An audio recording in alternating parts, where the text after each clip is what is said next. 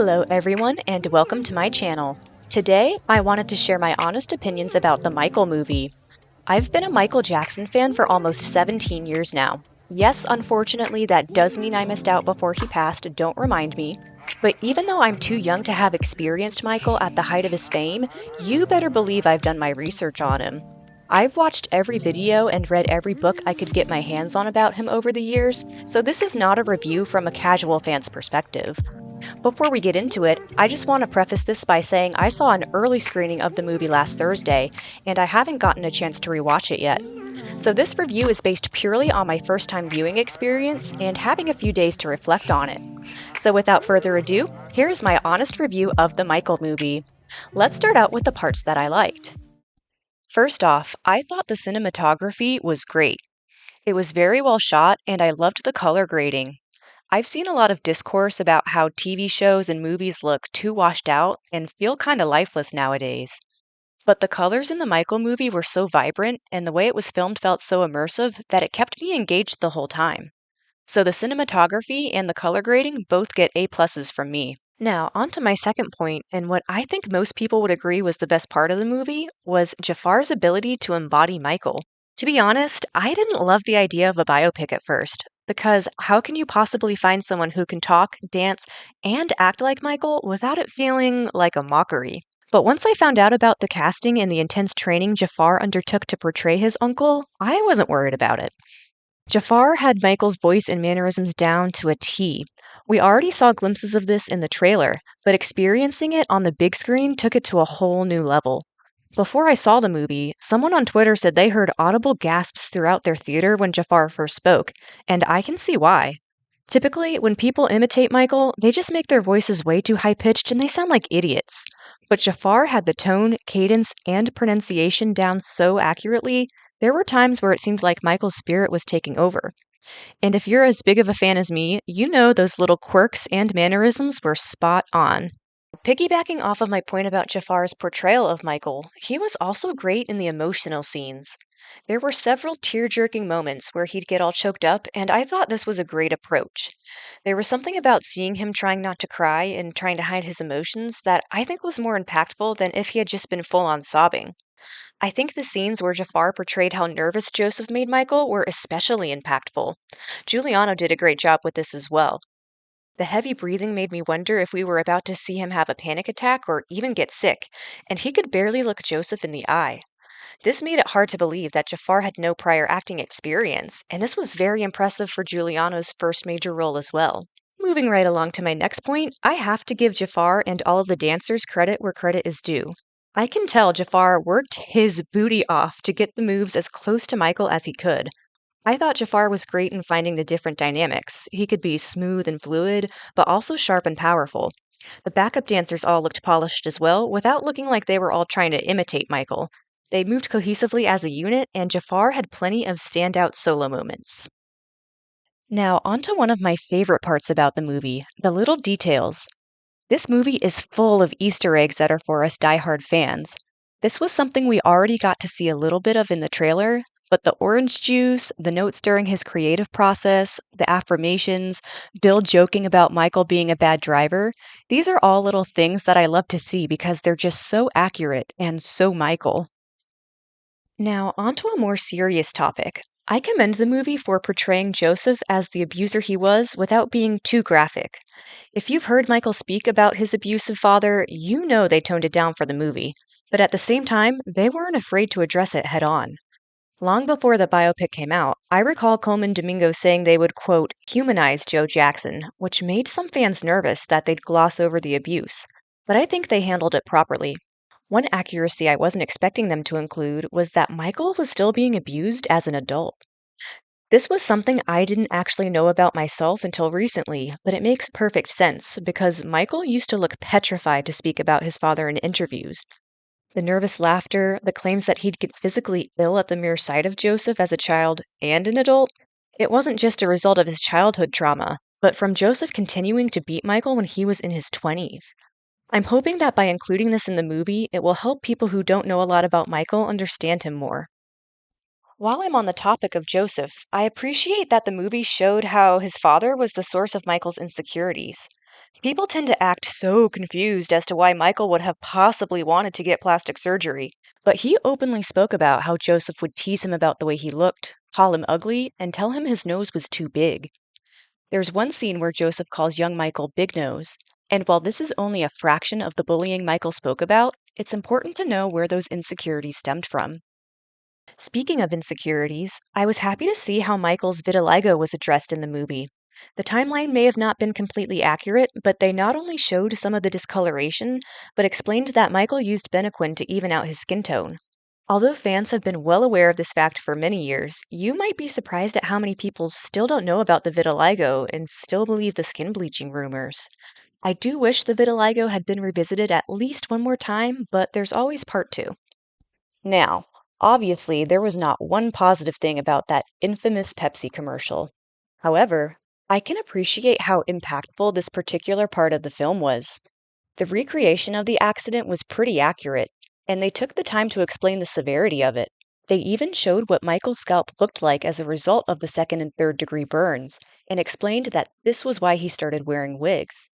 While Michael's recovering in the hospital, he has a realization that he could have lost his life, but was given a second chance. While this might have been intended as a moment of hope, it's actually eerie when you realize the accident literally marked the halfway point of Michael's life. On to a lighter note, I love how the biopic portrayed Michael's philanthropy. Something that tends to get overlooked about him was how much he truly cared about helping others. The biopic had several scenes where he visited sick children in hospitals and talked about donating to charity. Even when Michael was in pain himself and recovering from those burns, he was still wanting to make others feel better. Okay, now my next point might sound a little silly, but I love how they included Michael's animals in the movie. I was honestly expecting some giraffes and Louis the llama to just sort of appear a few times in the background, and I could tell from one of the trailers that Bubbles was going to get his own scene. However, there are several scenes where both young and adult Michael are seen confiding in his animals. He talks to them like they understand him, and he makes it clear that they're not just his pets, but his friends. This leads me to my next point, which is that the movie touched on Michael's loneliness. We see that even as a child, Michael had a hard time making friends. When his mother brings up that he seems to spend more time with his animals than with other children, he responds with, "Sometimes I try, but they don't treat me like a real person." This is probably the line that stood out to me the most. It's a sentiment that the real Michael expressed in several interviews, and it foreshadows a lifetime of him being seen as a spectacle. Okay, we are nearly at the end of my positives about the biopic, and next I want to talk about how it depicted how close Michael and Bill Bray were. I was so happy when I saw Bill was going to be a part of the movie from the trailer, and was pleasantly surprised at how much screen time he got. Bill wasn't just a security guard, but more like a father to Michael. He worked for him for years upon years. They traveled the world together. There's footage of them getting on each other's nerves. Bill, you're in the shot. And when Bill used the nickname Joker in the biopic, I couldn't help but smile. And for my last positive note, the movie portrayed how difficult it was for Michael to break free from his family and become his own artist. This was the main conflict of the biopic, and rightfully so. There are several moments where we see Michael being torn between being there for his family and wanting to have his own career. One minute he's ready to confront Joseph face to face. Then the next, he's backing out and asking others to confront Joseph for him. Finally, at the end of the movie, Michael summons up the courage to announce that he and his brothers are closing out their last and final tour. It speaks volumes that the only place he felt safe enough to finally break free of Joseph's control was on stage, and the only way he could do it was without telling anybody about it ahead of time, except for Bill. So that does it for my positive feedback about the movie. Now let's move on to the things that I thought could have been better. My first critique that I think many people would agree with is that the pacing wasn't great. It felt choppy at times. Some scenes were well paced, but others were rushed and needed more context. For example, I wasn't expecting them to skip over the Jackson 5 auditioning for and signing with Motown. If you've seen the Jacksons in American Dream, you know they spent a lot of time showing how the boys rose to fame. So it could have been that they just didn't want the biopic to feel repetitive. Still, this is such an important moment for Michael and the family that it felt a little jolting to skip over it. I was also expecting to see more conflict during Thriller era. The original mix of the album was so bad that Michael delayed its release, and he nearly pulled the Thriller music video due to religious guilt. They never even mentioned Michael being raised as a Jehovah's Witness. It looked like there was supposed to be a scene of him and Catherine going door to door, but that was cut out. Certain figures in Michael's life also weren't properly introduced. They just kind of appeared on screen without us seeing how Michael met them. I knew who these people were supposed to be, but this would have been really confusing for new fans. I know one of the reasons for some of the scenes feeling so disjointed was the fact that Diana Ross was completely cut from the movie. Kat Graham posted this statement on her Instagram story, and at first I thought she just meant certain scenes of Diana were cut. But not only did we never see her in the movie, but she was never even mentioned. Because of this, we didn't get to see Jafar dress up as Scarecrow Michael in The Wiz. I'm also assuming this is why they showed Studio 54 from the outside, but there's no scene of Michael actually inside the club. It's also no secret that Michael had some major feelings for Diana, and she led him on. There has been a lot of speculation over the years that there was more going on between them than they'd ever let the public know. The age gap between them and the fact that Michael was a child when they first met would have made that questionable, to say the least. While some fans theorize that she didn't want to face grooming accusations, others say that she's always been strict about how her story is told. Either way, this made it feel like a big part of Michael's story was missing, and I feel awful for Kat Graham. I was well aware going into this movie that there would be inaccuracies just like any other biopic. But something that really threw me off was the Jackson 5 singing Never Can Say Goodbye in 1968. This made zero sense. This is a Motown song that they released in 1971, so why were they singing it before they even signed with Motown? Michael and his brothers covered dozens of artists before and after they made it big, so I just couldn't understand this choice. It honestly took me out of the scene a little bit. While I'm on the subject of inaccuracies, one of the most annoying ones to me was Latoya saying, maybe I should get my nose done, after Michael had his first surgery. In reality, Latoya got her nose done first. I was also expecting Latoya to have more lines, since she and Michael lived together for about a year in New York, something else the movie didn't include. But a few days after the biopic, I found out that this scene was actually going to be completely different at first. According to a YouTuber who was on set, it was originally a more heartfelt moment where Michael vented about how he was made fun of for his nose. Instead, they went with a lighter tone, and Michael makes the point that everyone in Hollywood gets plastic surgery. Next, I'm going to rewind a little bit. One of my biggest critiques of the movie is that they skipped over Michael's teen years. In one scene he's 10, then in the next he's 20. His experience as an adolescent is an essential part of Michael's life story. This is when he started to become so shy and self-conscious about his appearance. On top of being teased about his nose, having acne made Michael so embarrassed that he said he would wash his face with the lights off so he wouldn't have to look at himself in the mirror. Then, when he hit a growth spurt, people would walk right past him and say, "Where's little Michael?" This was a missed opportunity for the audience to see the psychological impact of growing up in the public eye. Something else that irked me a bit about this movie was how frequently they showed Michael reading Peter Pan. Once as a child and once as an adult would have sufficed. But the book seemed to follow him everywhere. And something I really didn't like was the scene where it was implied that Michael wanted to get his nose done so he'd look like Peter Pan.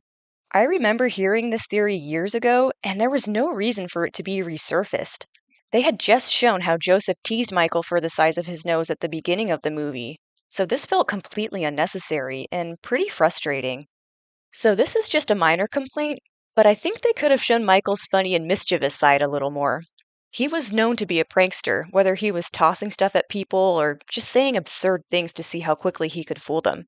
We do see him shoot a Nerf gun at Bill while they're in the toy store, but I was expecting a little more than that. I know that Michael was locked in while he was working on Thriller and he was taking things very seriously, but he still found little moments to mess around with people even then. At this age, you're 24? 24? 30. 30? No, 20. That being said, the movie still had a good amount of funny moments in it. My next gripe about the movie is that the dialogue to musical scenes ratio felt pretty unbalanced. I know I just said some parts felt rushed, but others felt a little drawn out to me. For example, it seemed like they spent an awful long time on the Beat It rehearsal, and some songs were performed in their entirety. This would have been fine if the movie had been longer, but with a runtime of just 2 hours and 10 minutes, it seemed like that time could have been used to tell more of his story. My final critique of the movie is that the people in the audience at the Victory and Bad tour didn't look like they were from the 80s. For a film that had been doing so well with details, this part puzzled me. I noticed this in one of the trailers and was wondering if it would be fixed in editing, but it wasn't. The audience members in the Jackson 5 performances looked like they were from the right era, and I don't remember anything looking off about the Motown 25 crowd. But when they would zoom in on the Victory and Bad concert goers, there wasn't a teased hairstyle or a perm in sight. Even adding some accessories like scrunchies, bangles, or Ray-Bans would have helped. But instead, they all looked like Gen Zers, which made it feel inauthentic. And there you have it. That does it for my review of the Michael movie. I originally had 12 pros and 9 cons, but now I'm up to 14 pros and 9 cons. My initial rating of the movie was a 7 out of 10, but after having some time to reassess, I kind of want to bump it up to at least a 7.5 or maybe an 8. It's hard to give a definitive number when I've only seen it once and it's only part 1 of 2. I might have to wait until I'm able to watch parts 1 and 2 back to back before I can give my final rating. But for now, I just want to give a shout out to the cast, crew, the director, Antoine Fuqua, really anybody who had a role in bringing Michael to the big screen. I enjoyed it overall, and I'm definitely excited but also a little nervous about part 2. If you liked this video, make sure you give it a thumbs up and let me know what you thought about the Michael movie in the comments. Don't forget to subscribe and follow me on Twitter for more Michael content.